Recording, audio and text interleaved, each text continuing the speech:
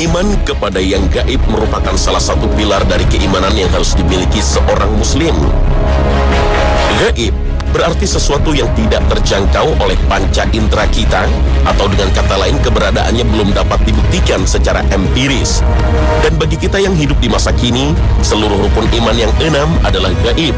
Jadi sangat naif jika ada seorang muslim memiliki pandangan empiris oriented yang baru percaya setelah dapat dibuktikan keberadaannya, yang baru yakin jika sesuai dengan rasionalitasnya.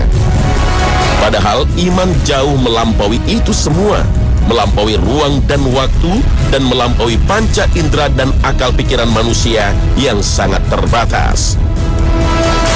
Sungguh ilmu pengetahuan yang dimiliki manusia sangat sempit dan terbatas.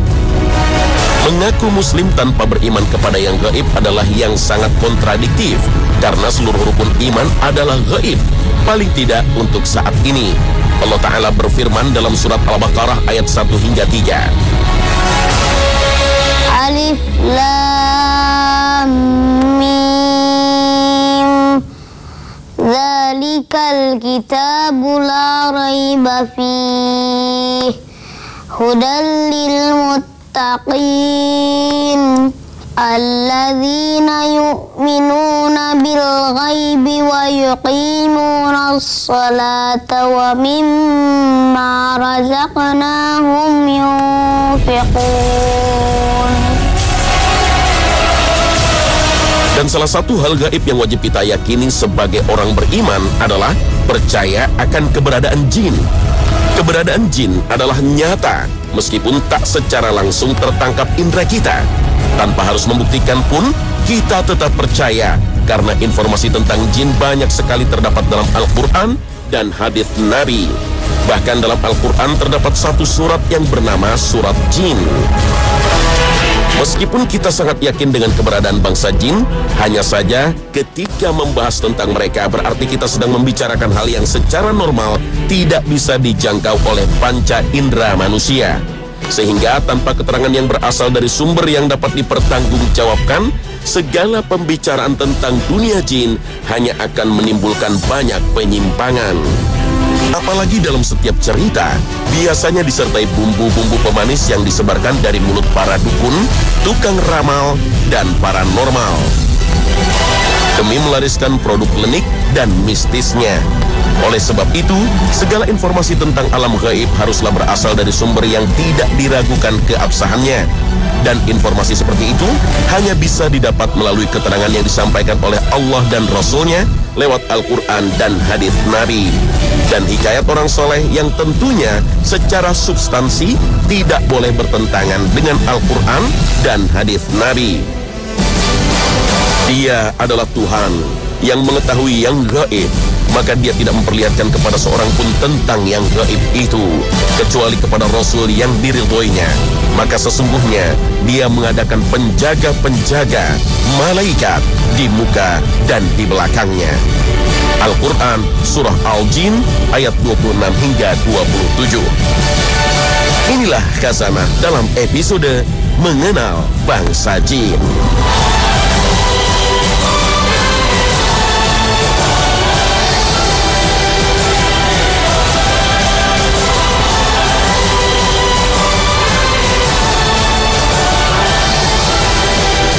Assalamualaikum warahmatullahi wabarakatuh. Selamat pagi pemirsa Trans 7.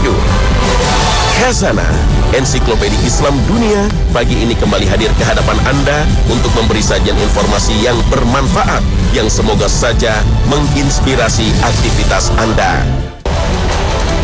Jin berasal dari bahasa Arab. Sebutan jin sebetulnya digunakan untuk menyebut jenis, sedangkan dalam bentuk tunggal, jin disebut jinni. Secara bahasa, istilah jin bermakna sesuatu yang tertutup. Disebut demikian karena tertutup dari pandangan manusia. Seperti halnya manusia, jin adalah makhluk ciptaan Allah Subhanahu wa Ta'ala. Dalam banyak hal, jin memiliki persamaan dengan manusia. Sama-sama dianugerahi akal dan kemampuan membedakan baik dan buruk, dan sama-sama diciptakan untuk beribadah dan mengabdi kepada Allah Subhanahu wa Ta'ala. Dan aku tidak menciptakan jin dan manusia, melainkan supaya mereka mengabdi kepadaku. Al-Quran, Surah Az-Zariyat, ayat 56. Jadi pada hakikatnya, keberadaan jin di bumi ini sama dengan manusia, yaitu beribadah kepada Allah, bukan menakut-nakuti dan menyesatkan manusia. Jin yang memilih untuk menakut-nakuti dan menyesatkan manusia berarti telah mengikuti jalan yang ditempuh oleh iblis laknatullah. Perbedaan jin dan manusia yang paling prinsip adalah pada materi penciptaannya. Dengan materi penciptaan yang berbeda, maka akan mengakibatkan banyak perbedaan dalam kemampuan dan cara hidup. Jika materi dasar penciptaan manusia adalah tanah, maka materi dasar penciptaan jin adalah api. Jin diciptakan oleh Allah jauh sebelum Allah menciptakan manusia. Allah Ta'ala berfirman, dan sesungguhnya kami telah menciptakan manusia Adam dari tanah liat kering yang berasal dari lumpur hitam yang diberi bentuk, dan kami telah menciptakan jin sebelum Adam dari api yang sangat panas. Al-Quran Surah Al-Hijr ayat 26 hingga 27. Jika manusia pertama adalah Nabi Adam alaihissalam, maka bagaimana dengan jin? Siapakah jin yang pertama kali diciptakan? Allah Ta'ala berfirman, dan ingatlah ketika kami berfirman kepada para malaikat, sujudlah kamu kepada Adam, maka sujudlah mereka kecuali iblis. Dia adalah dari golongan jin, maka ia mendurhakai perintah Tuhannya. Patutkah kamu mengambil dia dan turunan-turunannya sebagai pemimpin selain daripadaku, sedang mereka adalah musuhmu? Amat buruklah iblis itu sebagai pengganti dari Allah bagi orang-orang yang zalim. Al-Quran Surah Al-Kahfi ayat 50. Berdasarkan ayat tersebut, jelas dinyatakan bahwa iblis berasal dari golongan jin, tapi tidak secara tegas dinyatakan bahwa iblis merupakan nenek moyang jin. Syekhul Islam Ibnu Taimiyah dalam Majmu Fatwanya berpendapat bahwa iblis merupakan nenek moyang dari bangsa jin, seperti halnya Nabi Adam yang merupakan nenek moyang manusia. Sedangkan Syekh Sulaiman Al-Ashqar dalam bukunya Alam Jin dan Setan cenderung berpendapat sebaliknya, bahwa iblis memang berasal dari golongan jin, tapi iblis bukanlah nenek moyang jin. Wallahu a'lam. Sebelum durhaka kepada Allah, iblis bernama Azazil. Azazil tadinya adalah hamba Allah yang taat, selalu berzikir dan bertasbih kepada Allah bersama para malaikat. Tapi kemudian ketika Allah menciptakan Adam dan memerintahkannya dan para malaikat bersujud kepada Adam, malaikat taat, sedangkan ia durhaka dan sombong. Durhaka bukan karena tak kenal Allah, tapi durhaka karena tidak melaksanakan perintah Allah. Dan iblis meminta penangguhan kepada Allah bukan karena menyesal dan ingin bertaubat, tapi karena ingin mempersiapkan rencana besar untuk menyesatkan seluruh keturunan Nabi Adam. Sejak itulah kemudian Allah menyebutnya dengan iblis, yang berarti yang tidak memiliki kebaikan sedikit pun. Selain iblis, setan merupakan ungkapan yang banyak kita temukan dalam Al-Quran dan hadis.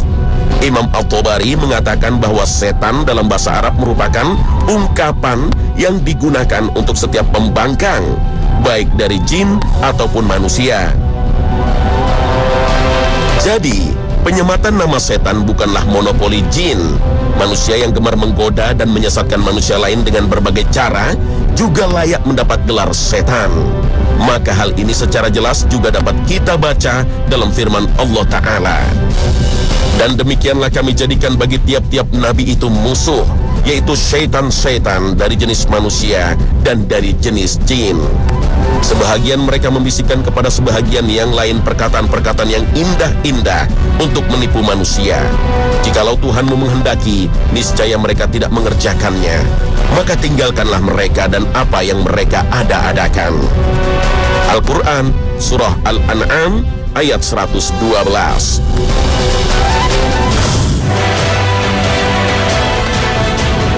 Menurut hadis Rasulullah SAW yang diriwayatkan oleh Imam Tabrani dan Hakim, secara umum jin terdiri dari 3 golongan besar.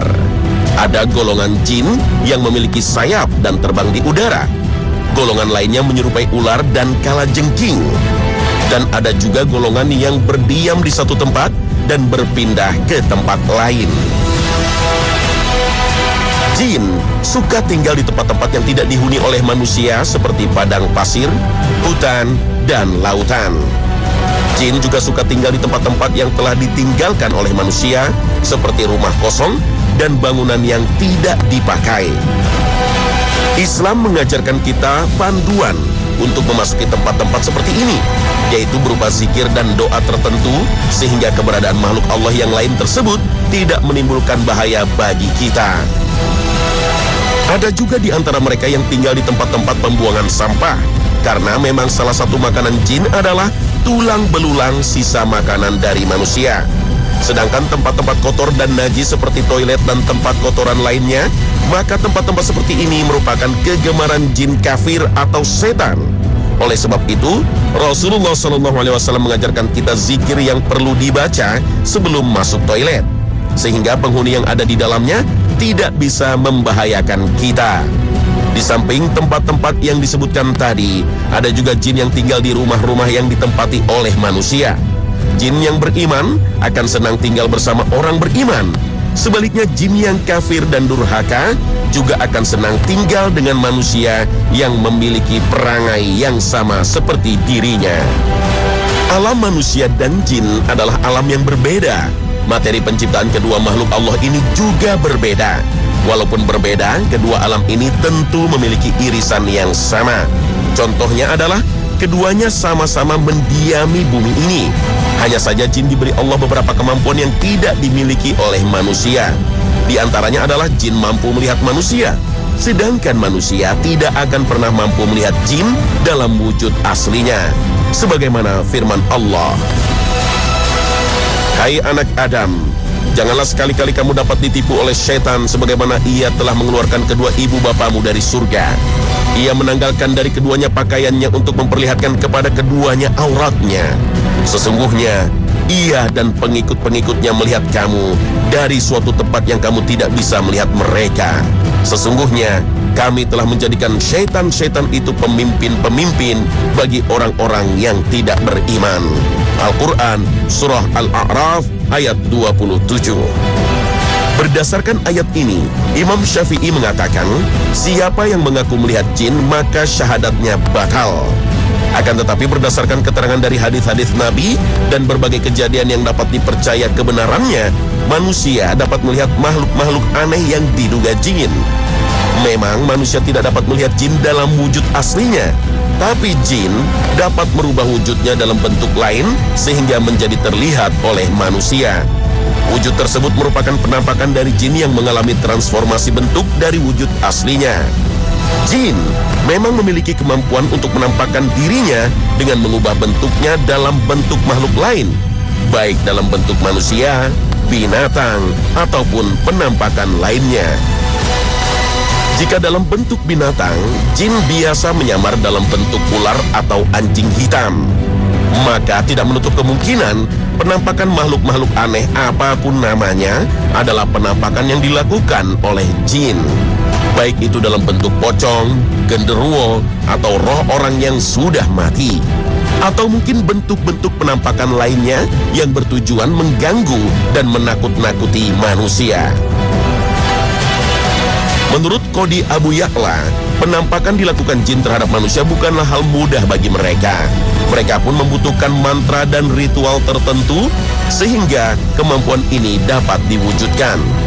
Di antara kelompok jin ada yang disebut dengan Ghilan. Ghilan adalah ahli sihir dari kalangan jin yang diminta bantuan oleh para jin untuk melakukan perubahan bentuk sehingga dapat melakukan penampakan terhadap manusia.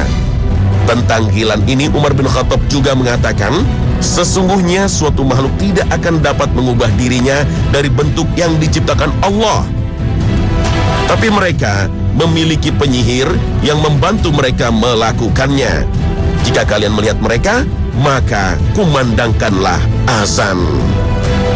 Dalam hadis sahih yang diriwayatkan oleh Imam Baihaqi, juga diceritakan salah seorang sahabat Rasulullah yaitu Ammar bin Yasir pernah bertarung dengan jin.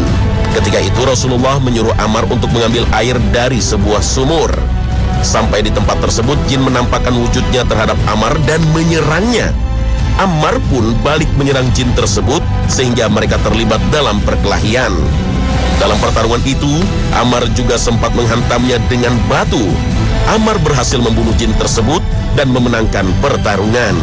Dalam hadis lain, Rasulullah SAW juga pernah menceritakan kejadian saat beliau sholat dan diganggu oleh jin. Rasulullah SAW bercerita, "Sesungguhnya setan merintangiku dan berbuat kasar kepadaku untuk merusak sholatku. Namun aku diberi kekuatan oleh Allah untuk mengalahkannya hingga aku pun mencekiknya. Sungguh muncul dalam diriku keinginan untuk mengikatnya pada salah satu tiang di masjid hingga pagi agar kamu dapat menyaksikannya. Namun tiba-tiba aku teringat ucapan saudaraku Sulaiman, 'Ya Tuhanku, ampunilah aku dan berikanlah aku kerajaan yang tidak layak buat seorang pun sesudahku.' Maka Allah pun mengusirnya dalam kehinaan."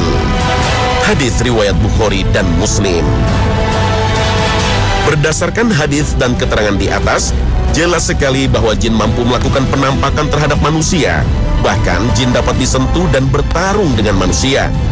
Sehingga dapat kita simpulkan bahwa ketika jin menampakkan dirinya terhadap manusia, maka saat itu berlaku hukum yang berlaku pada manusia. Jin dapat disentuh dan dipukul dan dicekik. Bahkan dalam riwayat lain Rasulullah mengatakan bahwa ketika beliau mencekik setan yang mengganggu dalam sholat, beliau merasakan dinginnya lidah setan tersebut. Selain di alam nyata, jin juga mampu melakukan penampakan dalam mimpi seseorang. Oleh sebab itu, seorang muslim yang akan tidur dianjurkan untuk berwudu dan membaca doa sehingga tidurnya tidak diganggu oleh jin dan setan. Jin juga memiliki kehidupan tak ubahnya kehidupan manusia. Jin juga butuh makan, minum, menikah, dan berkeluarga. Dalam beberapa hadis sahih disebutkan bahwa makanan jin adalah tulang dan kotoran hewan. Jin juga terdiri dari berbagai kelompok suku dan bangsa. Banyak cerita beredar di masyarakat tentang perkawinan antara jin dan manusia atau sebaliknya. Karena ketiadaan dalil yang tegas dan lugas yang menerangkan perkara ini, sehingga menimbulkan perbedaan pendapat di kalangan ulama. Sebagian berpendapat hal tersebut tidak mungkin terjadi, karena masing-masing makhluk sudah Allah beri pasangan dari jenisnya. Sebagian lagi berpendapat bahwa hal ini mungkin saja terjadi, karena ada ayat atau hadis yang mengisyaratkan hal ini. Seperti firman Allah dalam surat Ar-Rahman, "Fihinna qasiratut tarfi lam yaltamishunna insun qablahum wala jan."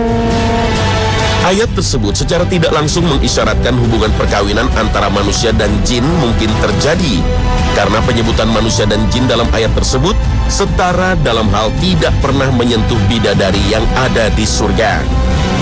Seandainya pun mungkin terjadi, tentu ini bukanlah hal yang lazim dan tidak normal, karena akan menimbulkan kebingungan di masyarakat. Apakah bisa dipercaya jika tiba-tiba seorang wanita yang hamil tanpa suami kemudian mengatakan suaminya adalah jin? Belum lagi kebingungan dan kerancuan terkait hak dan kewajiban suami istri serta hukum-hukum yang berlaku dalam pernikahan.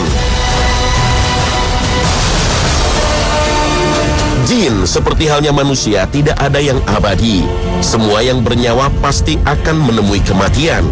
Hanya saja mereka diberikan umur yang relatif lebih panjang dari manusia. Apalagi iblis yang Allah panjangkan umurnya sampai hari kiamat. Di samping wujud aslinya yang tidak dapat dilihat oleh manusia, Allah membekali jin dengan beberapa kemampuan lain yang tidak dimiliki manusia.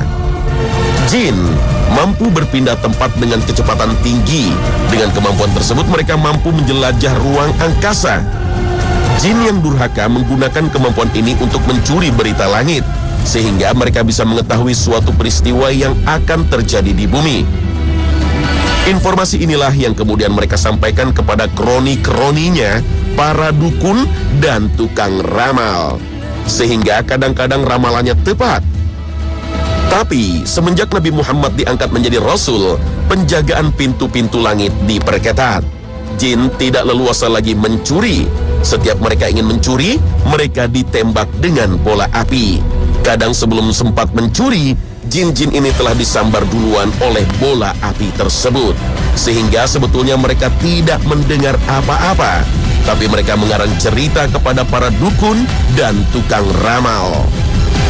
Jin juga menguasai pengetahuan dan teknologi, dan sangat mungkin pengetahuan dan teknologi yang dimiliki makhluk ini jauh lebih maju dari teknologi manusia. Allah telah mengisahkan kepada kita bagaimana jin membantu Nabi Sulaiman membangun gedung, arca, dan bangunan lainnya, yang tentu membutuhkan pengetahuan yang tinggi dalam bidang arsitektur dan bangunan. Meskipun jin makhluk gaib, bukan berarti jin tahu segala hal yang gaib. Cara jin mendapatkan informasi sebetulnya tidak jauh berbeda dengan manusia. Jin bisa tahu masa lalu dengan bertanya kepada rekannya sesama jin, atau ia sendiri memang mengetahuinya karena telah hidup dari ratusan tahun, atau dengan bantuan pengetahuan dan teknologi yang dimilikinya. Dan untuk mengetahui kejadian di tempat lain pada waktu yang sama dengan kecepatan yang dimilikinya, sangat memungkinkan dalam hitungan detik ia bisa menyampaikan informasi dari tempat yang jauh, atau bisa saja dengan menghubungi rekannya sesama jin yang berada di tempat tersebut. Jin sama sekali tidak mengetahui masa depan, kecuali dengan prediksi-prediksi seperti yang dilakukan oleh manusia. Walaupun jin dibekali beberapa kemampuan yang tampak lebih dari manusia, bukan berarti jin bisa melakukan apapun atau mengetahui apapun. Kemudian manusia menjadi takut dan merendahkan dirinya menjadi pelayan bagi setan dan jin. Pada prinsipnya, Allah telah memuliakan manusia lebih dari makhluk manapun, sebagaimana firman Allah Ta'ala. Dan sesungguhnya telah kami muliakan anak-anak Adam. Kami angkut mereka di daratan dan di lautan. Kami beri mereka rezeki dari yang baik-baik, dan kami lebihkan mereka dengan kelebihan yang sempurna atas kebanyakan makhluk yang telah kami ciptakan. Al-Quran, Surah Al-Isra ayat 70. Jadi tidak ada sebetulnya alasan yang prinsip yang menjadikan manusia takut terhadap jin. Karena pada dasarnya, jin juga takut terhadap manusia, seperti ketakutan manusia terhadap jin. Imam Mujahid, seorang ahli tafsir, mengatakan, sesungguhnya jin itu takut terhadap kalian seperti ketakutan kalian terhadap mereka. Termasuk terhadap setan atau jin kafir, yang misinya memang mengganggu dan menyesatkan manusia. Selalu mohon mendekatkan diri dan mohon perlindungan kepada Allah adalah senjata yang paling ampuh menghadapi setan dan jin kafir lainnya.